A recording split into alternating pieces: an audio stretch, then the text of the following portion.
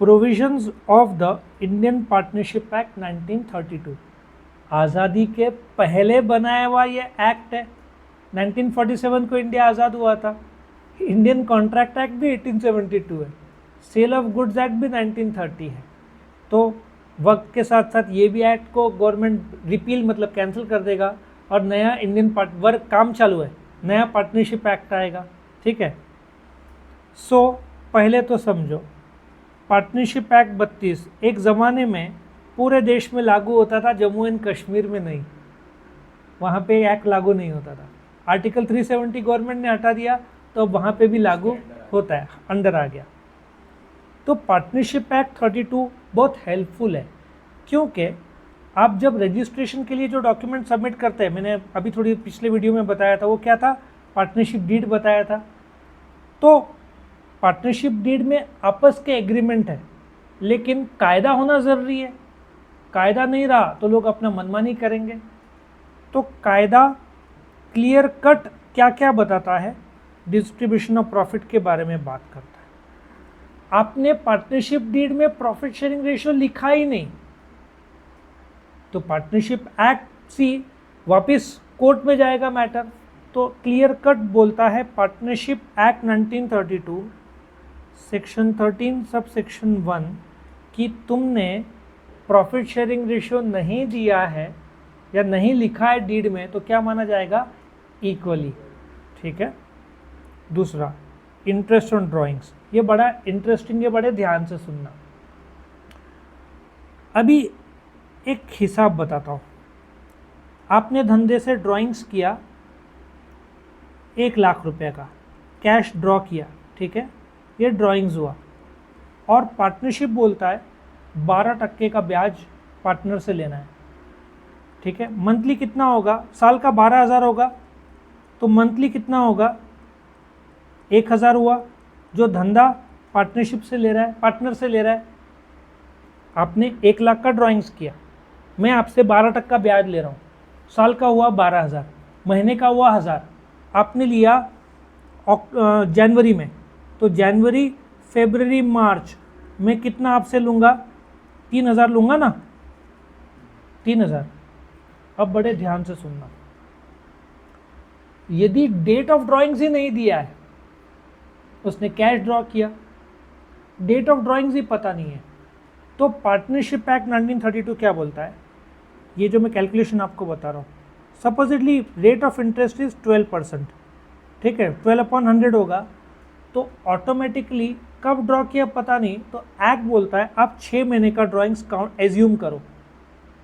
1 लाख का 12%, साल का 12,000 होगा, तो आप 6 महीने का ड्राइंग्स काउंट करेंगे 6,000। लेकिन इंटरेस्ट ऑन कैपिटल पता है, कैपिटल कितना है, स्टार्टिंग में ही रहता है, तो वो 12 महीने का आएगा, और बीच में एडिशनल कैपिटल डाला, वो भी एग्जांपल के साथ अभी बताऊंगा थोड़ी देर में। Interest on partners loan clear, interest on drawings कि यदि ड्राइंग्स का तारीख नहीं दिया है तो आपको क्या एज्यूम करना है, 6 मंथ्स का ब्याज लेना है, किससे, पार्टनर से। वो आपके प्रॉफिट एंड लॉस अकाउंट के क्रेडिट साइड में आएगा, क्योंकि आप पार्टनर से ले रहे हो, वो पार्टनरशिप के लिए कमाई है, पार्टनर का कैपिटल उससे कम होता है, माइनस होता है, ड्राइंग्स और इंटरेस्ट ऑन ड्राइंग्स। क्लियर इतना तक, येस और नो? आगे बढ़ते हैं। अब हम समझते हैं इंटरेस्ट ऑन पार्टनर्स लोन। अब पार्टनर ने, ठीक है, धंधे को 50,000 की ज़रूरत है, हम बैंक में गए, बैंक बोल रहा है 2 महीना लगेगा, मार्च एंड आ गया, अभी नहीं दे सकते, या जो भी कारण है, पार्टनर इमरजेंसी में 50,000 का लोन धंधे को देता है। ठीक है। ए बोलता है मैं AB फर्म को, ए बोलता है मैं, हमारा जो फर्म है AB फर्म, उसको कर्जा दे रहा हूँ 50,000, कैपिटल नहीं है, क्या है ये, लोन है। कौन दे रहा है, पार्टनर दे रहा है, किसको दे रहा है, फर्म को दे रहा है। तो ज़्यादा से ज़्यादा इंटरेस्ट कितना चार्ज कर कितना दे सकते हैं उसको, 6%। सॉरी, हाँ, 2 लोग में भी हो सकता है। फर्म को पैसों की ज़रूरत है, पार्टनर लोन दे, नहीं तो बैंक दे, बैंक तो जो चार्ज करेगा, लेकिन पार्टनर ने लोन दिया तो कितना ज़्यादा से ज़्यादा ब्याज होगा, 6%। तो ये तो बेटा है ना, फिर सब लोग तो ऐसे ही प्रेफर करेंगे। लेकिन पार्टनर के पास पैसा होना चाहिए देने के लिए फर्म को। और एक और दिक्कत है, FD 7, 6.5, 7 हो सकता है, तो वो फर्म को क्यों दे लोन, वो भी एक क्वेश्चन है ना। और इंटरेस्ट ऑन कैपिटल, यदि इंटरेस्ट ऑन कैपिटल आप तभी दे सकते हो, ठीक है, जब पार्टनरशिप डीड में मेंशन हो। मेंशन नहीं होगा कि हम पार्टनर को अभी इंटरेस्ट ऑन कैपिटल क्या है, आपने दोनों ने 50-50 हज़ार धंधे को दिया, वो क्या है आपका कैपिटल हुआ। कैपिटल हुआ, मैं इधर ऊपर लिखता हूँ, इंटरेस्ट ऑन कैपिटल ऊपर की तरफ ले जा रहा हूँ मैं। ए ने 50,000 दिया, बी ने 50,000 दिया, दोनों का कैपिटल दोनों ने डीड में मेंशन किया है कि उनको इंटरेस्ट ऑन कैपिटल दिया जाना चाहिए। सो मैंने 8% दिया, तो इसको 4,000 और इसको 4,000 मिलेगा। Do you agree, interest on capital उसके लिए प्लस है क्योंकि पार्टनर्स को दिया जा रहा है धंधे के लिए। मेंशन नहीं किया और अगर पार्टनर ने म्यूचुअल अंडरस्टैंडिंग पे ले लिया तो बेटर है ना। किस चीज़ का नहीं कायदा पार्टनरशिप एक्ट 32 बोलता है कि आपने डीड में मेंशन नहीं किया है तो आप इंटरेस्ट ऑन कैपिटल नहीं दे सकते। यहाँ पे क्लियर मेंशन है, इफ पार्टनरशिप डीड में मेंशन नहीं है तो interest on capital is not allowed. तो डीड में मेंशन करना जरूरी है, एक्ट बोल रहा है, तो आपने मिस कर दिया तो आप फिर ऑल्टर करो डीड को, आप फिर नहीं दे पाओगे, ऑल्टर करने के बाद दे पाओगे। आया समझ में। सैलरी और कमीशन डीड को बहुत प्रोसीजर होता होगा ना, एक स्टैंडर्ड डीड रहता है सीए के पास। एवरेज इंडियन गवर्नमेंट मतलब लोग प्रेफर नहीं करते होंगे डीड में मॉडिफाई करना। मेरे हिसाब से मॉडिफाई आपको बार बार करना पड़ सकता है, बार बार नया पार्टनर आ रहा है, कोई रिटायर हो रहा है तो एग्रीमेंट बार बार चेंज होता है, तो आपको करना ही पड़ेगा मॉडिफाई, है ना, नहीं तो एग्रीमेंट पुराना माना जाएगा, आपको मॉडिफाई करना पड़ेगा। अभी पार्टनरशिप एक्ट क्या बोलता है, कोई भी पार्टनर को अलग से आप सैलरी कमीशन अलाउंस नहीं दे सकते, ठीक है।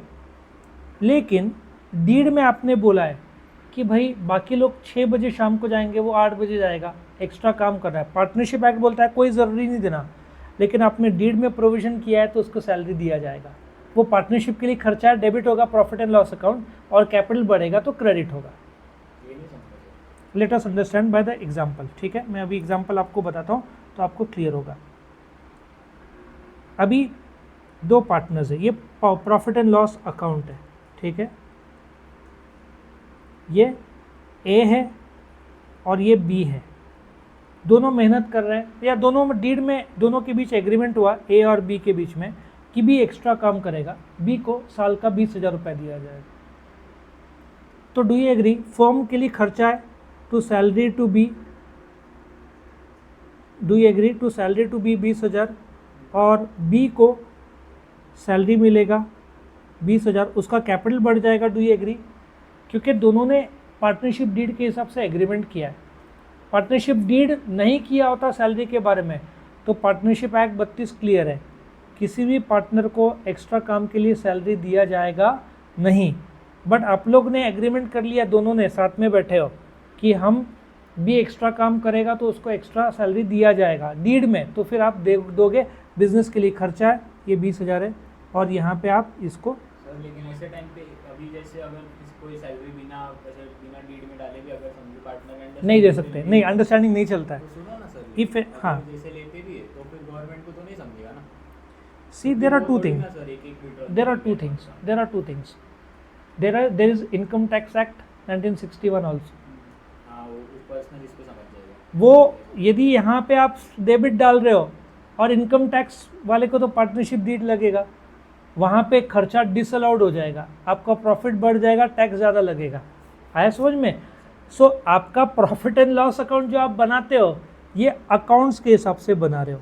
इनकम टैक्स जो आप सबमिट करोगे मोस्टली सेम सबमिट करोगे, लेकिन इनकम टैक्स वाले वो प्रॉफिट में से कुछ डेबिट अलाउड करेंगे, कुछ डिसअलाउड करेंगे। वो बहुत बढ़िया चैप्टर है, income from business and profession, जहाँ तक मुझे मेमोरी में आ रहा है सेक्शन 28 to 44 है इनकम टैक्स एक्ट 29 सॉरी, ठीक है, 28 to 44 कुछ तो सेक्शन है, वो पार्टनरशिप पे लागू है, बिजनेस पे लागू होता है।